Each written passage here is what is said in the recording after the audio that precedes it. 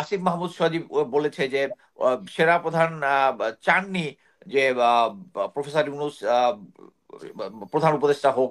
সবকিছু মিলায় যেগুলো হচ্ছে দেখা যাচ্ছে যে ইন্ডিয়ার প্রেসক্রিপশন যেটা হচ্ছে সে অনুযায়ী কাজ করতেছে। আওয়ামী লীগ এবং ইন্ডিয়া চায় যে আমাদের দেশের যে নেক্সট ইলেকশনটা হবে, ইলেকশনটার মধ্যে প্রচুর গন্ডগোল হবে, মারামারি হবে, রক্তপাত হবে, এবং তারা প্রমাণ করবে যে গত 3 বছরে যে ধরনের ইলেকশন হয়েছে এইটাই বাংলাদেশে ডিজার্ভ করে এবং এইটাই বাংলাদেশে এটাই স্বাভাবিক ঘটনা দুনিয়ার সামনে দেখাবে। এবং এটা জেনারেল ওয়াকার যদি সেনাপ্রধান থাকে এটা হবে না।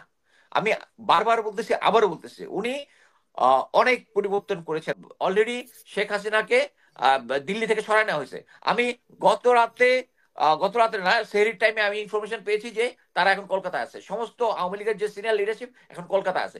সবকিছুর সাথে একটা লিঙ্ক আপ আছে বলে যোগ আমি মনে সাজস করি। আছে। হ্যাঁ, একটা একটা যোগ সাজেশ আছে, এবং এই যোগ সাজেশের মেইন সেন্টার পয়েন্ট হচ্ছে জেনারেল ওয়াকার। প্রথমেই আমি যেটা বলতে চাচ্ছি সেটা হচ্ছে আহ, একটা সবার কাছে প্রশ্ন আসছে কেন হাসনাত আব্দুল্লাহ 11 তারিখের ঘটনা এতদিন পরে বলল। বাট আমার কাছে যেটা মনে হয়েছে সেটা হচ্ছে, আমি এর আগে আপনার অনুষ্ঠানের সময় তো বলেছি যে অ্যাকচুয়ালি জাতিসংঘের যে রিপোর্টটা দিয়েছে, যে জুলাইয়ের যে গণহত্যা, ওই গণহত্যার রিপোর্টের শেষে কিন্তু আওয়ামী লীগকে নিষিদ্ধ করাটা তারা ডিসকারেজ করেছে। এবং সেম আমেরিকান এবং ইউরোপিয়ানরা একই পালস তাদের। বাট আমরা এই ধরনের একটা আহ, গণহত্যা যেটা তারা চালিয়েছে সেটা আমরা মেনে নিতে পারি না। এবং আমরা সবাই চাই যে আওয়ামী লীগ নিষিদ্ধ থাকুক। কি কারণে? কারণ তাদের যে আমরা প্রতিটা সময় দেখেছি তাদের সাথে ভারতীয় একটা কন্ট্রাক্ট থাকে, ভারত তাদেরকে পরিচালনা করে, গোয়েন্দা সংস্থাগুলোকে করে। আমরা সবাই জানি যে বাংলাদেশের এই যে সার্বভৌমত্বের প্রতি হুমকি, যেটা আমরা সবাই শুনেছি ফেনী নদীর উপরে যে ব্রিজটা আহ, ইন্ডিয়া করেছে, যেটা আওয়ামী লীগ সরকার অনুমোদন দিয়েছে, এগুলো সবগুলো মিলে আমাদের মোটামুটি ডিফেন্স সিস্টেমটাকে দুর্বল করে দেওয়া থেকে শুরু করে ইকোনমিক সিস্টেম থেকে সবকিছু, আমাদের শিক্ষা খাতকে ধ্বংস করেছে সবকিছু। এরকম একটা সিচুয়েশনে আওয়ামী লীগকে আমরা চাই যে নিষিদ্ধ হোক। যখন ছাত্ররা দেখলো যে আওয়ামী লীগ নিষিদ্ধ হতে যাচ্ছে না, এবং তখনই তারা এই জিনিসটা এক্সপোজ করার কথা চিন্তা করছে বলে আমি ধারণা করি। এবং এটা পরবর্তীতে এই যে গতকালকে যে প্রফেসর ইউনূস যে আহ, আহ, যে স্টেটমেন্টটা দিয়েছে ওইটার সাথে রিলেটেড, এবং তারা আগে থেকে জানতো। সো আমি এটাকে বড় করে দেখতেছি না, আমি বড় করে দেখতেছি হচ্ছে যে আমি এতদিন সবাই আমার প্রতি, স্পেশালি মিলিটারি যারা রিটায়ার্ড আছে, তারা এক সময় আমাকে বলা শুরু করলো আমি নাকি সাইকো হয়ে গেছি। কি জন্য? আমি বারবার শুধু ওয়াকারের কথা, জেনারেল ওয়াকারের কথা বলতেছি, জেনারেল ওয়াকার এই করতেছে, সেই করতেছে, সেই করতেছে। কিন্তু এটা যে এই যে আপনি যেটা বললেন যে এক্সপোজ হয়ে গেল, এক্সপোজ হয়ে গেল, কিন্তু এখন তো আপনি সবকিছু মিলাইতে পারবেন। ইন্ডিয়ান সেনা প্রধান তার সাথে কথা বলেছে, উনি বলেছে যে তারা এক্সক্লুসিভলি তারা ইন গুড টার্মসে আছে, সেনা প্রধান আর্মি টার্মি লেভেলের নোট হয়। 2বার এই জিনিসটা বলেছে। বিক্রম মিশ্রের সাথে উনি দেখা করেছে।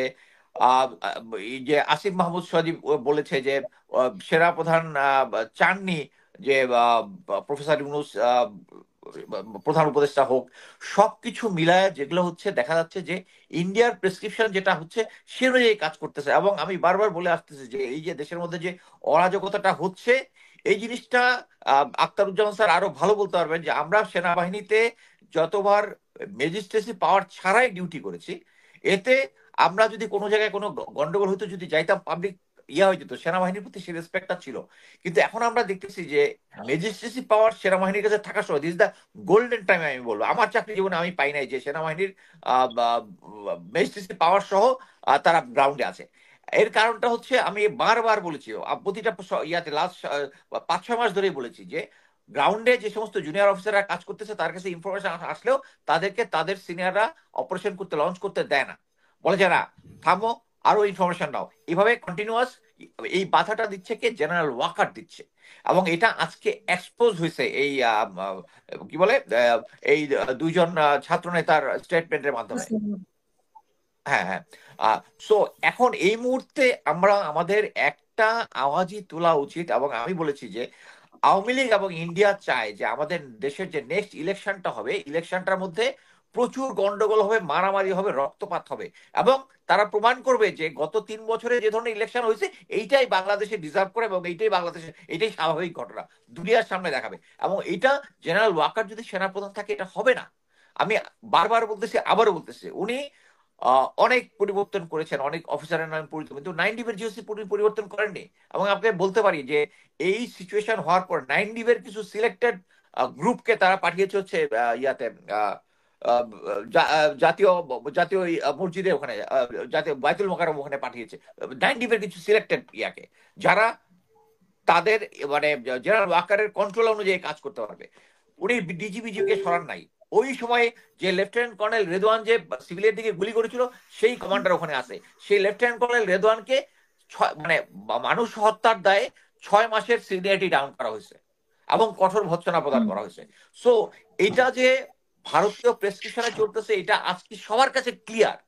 এবং এই ক্লিয়ার হওয়ার পরে আমরা এখন রাজনৈতিক দলগুলোকেও দেখতেছি, স্পেশালি আমি সরি টু সে যে আমি বিএনপির কয়েকজনের সাথে কথা বললাম, তারা এটাকে ভিডিও ভাবে দেখতেছে, না এই জিনিসটা এরকম ভাবে হয় নাই, তারা নিজেরাই গেছিল দেখা করতে জেনারেল ওয়াকারের সাথে। But actually is not. আমরা জুনিয়রদের, আমরা এই ছাত্র নেতাদের স্টেটমেন্ট যেটা পড়েছি, এতে ক্লিয়ারলি বোঝা গেছে। এবং তারা যদিও নাম নেয়, আমি মনে করি যে তাদের নাম নেওয়া উচিত ছিল। বলছে 40 বছরের চাকরির দেখি নাই, 40 বছরের চাকরি একমাত্র জেনারেল ওয়াকার সেনাবাহিনীতে 40 বছর ধরে চাকরি করতেছে, বাকি জুনিয়ররা কেউ 40 বছর ক্রস করে নাই। সো এই সিচুয়েশনে ইট ইজ আমাদের কাছে সবাই ক্লিয়ার। এবং এই যে বর্তমানে যে আমরা দেখতেছি যে ছাত্র নেতাদের, ছাত্র যারা এই আগস্ট রিভলিউশনে যারা সমন্বয় ছিল, তাদের নামে কন্টিনিউয়াস কুৎসা রটানো হচ্ছে। এইটা পরিকল্পিতভাবে গোয়েন্দা সংস্থা যেভাবে আগে করতো, ডিজিএফআই, এনএসআই, তারা কন্টিনিউয়াস এটা করে বেড়াচ্ছে। জেনারেল প্রফেসর ইউনুসের কাছে তাদের দেওয়ার কথা দেই, এই যে বর্তমানে যে আইন শৃঙ্খলা পরিস্থিতি নিয়ে যে খারাপ সিচুয়েশন হচ্ছে, কখন কি হবে দেওয়ার কথা না না দিয়ে তারা জেনারেল ওয়াকারের ইয়া অনুযায়ী কাজ করতেছে। সো এত কিছুর পরেও এখন একমাত্র মানে আওয়াজ উঠা উচিত যে জেনারেল ওয়াকার যদি এই পদে থাকে, বাংলাদেশের এই মানে আইন শৃঙ্খলা বাহিনী থেকে শুরু করে যে কোনো পরিস্থিতি আর সুযোগ ভালো হওয়ার সুযোগ নাই। এখনই আজকে জায়জা দিনের একটা তো ইয়া দেখলাম যে অলরেডি শেখ হাসিনাকে দিল্লি থেকে সরায় নেওয়া হয়েছে। আমি গত রাতে গত রাতে না, সেহরির টাইমে আমি ইনফরমেশন পেয়েছি যে তারা এখন কলকাতায় আছে। সমস্ত আওয়ামী লীগের যে সিনিয়র লিডারশিপ এখন কলকাতায় আছে। সবকিছুর সাথে একটা লিঙ্ক আপ আছে বলে আমি মনে করি।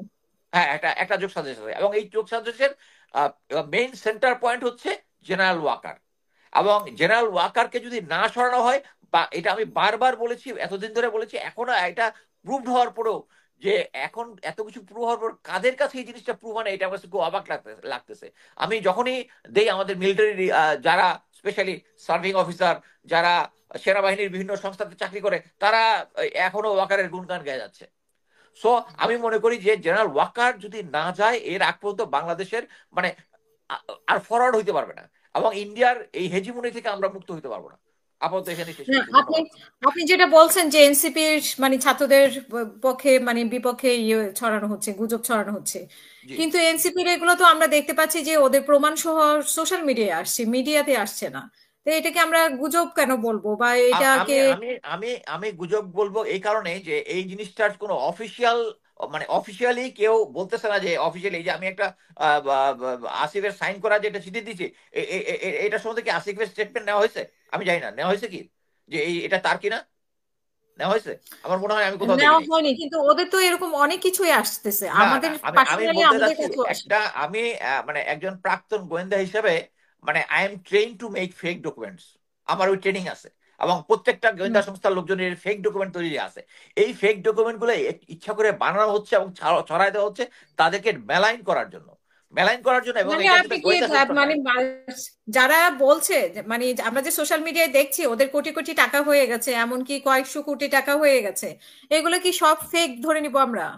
আমি তো কয়েকদিন আগে দেখলাম যে যে যে যে নাহিদ নাহিদ নাহিদ তো তার স্টেটমেন্ট দিয়েছে, তার ব্যাংকের স্টেটমেন্ট দিয়েছে। বাকিদের কাছে আমরা চাইতে পারি দশ যে হাজার আপনার টাকার ব্যাংক স্টেটমেন্ট। স্টেটমেন্ট দিয়েছে, তো হ্যাঁ 10,000 হ্যাঁ হ্যাঁ, টাকার কারেক্ট। স্টেটমেন্ট দিয়ে তারা কিভাবে ইন্টারকন্টিনেন্টালে ওরা করে, ইফতার পার্টি করে, কিভাবে ওরা আত্মপ্রকাশে এত টাকা খরচ করে? আচ্ছা, আমি অফ দ্য রেকর্ড একটা জিনিস জানি, সেটা হচ্ছে এই এই দলটাকে Yunus foundation is supporting. Yunus foundation থেকে আসছে, এটা হচ্ছে আমার ইনসাইড স্টোরি।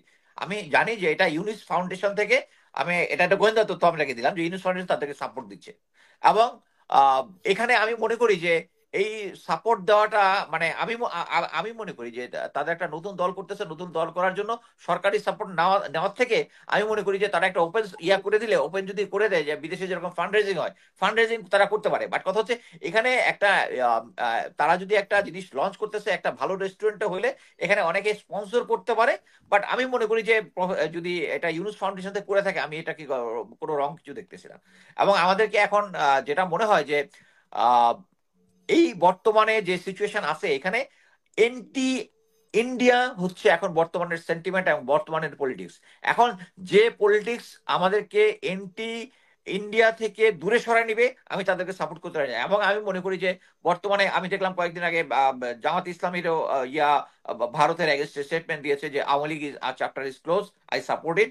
এবং নতুন যে দলটা হচ্ছে এই দলটা এন্টি ইন্ডিয়া, সেই হিসাবে আমি এটাকে সাপোর্ট করি। বাট যারাই আহ আছে, এখন কথা হচ্ছে একটা নতুন দল করতে গেলে কিছু 10 কোটি থাকবে। এই 10 কোটির পরেও আমরা তো মানে এই 10 কোটিটা ধরতেছি, আমরা তো আওয়ামী লীগের হাজার হাজার 10 কোটির পরেও এতগুলো লোকজন মেরে ফেললো, ইয়া করলো, তারপরে আমরা বলতেছি, আমাদের কিছু লোক এখনো বলতেছে ইনক্লুসিভ হইতে হবে। তো এইটার জন্য যে আমরা যদি মনে করি আওয়ামী লীগের দোষের তুলনায় যদি এনসিপির দোষ ধরি, এটা তো একটা ধুলা ময়লার সমান। So it is a bullshit. Thank you.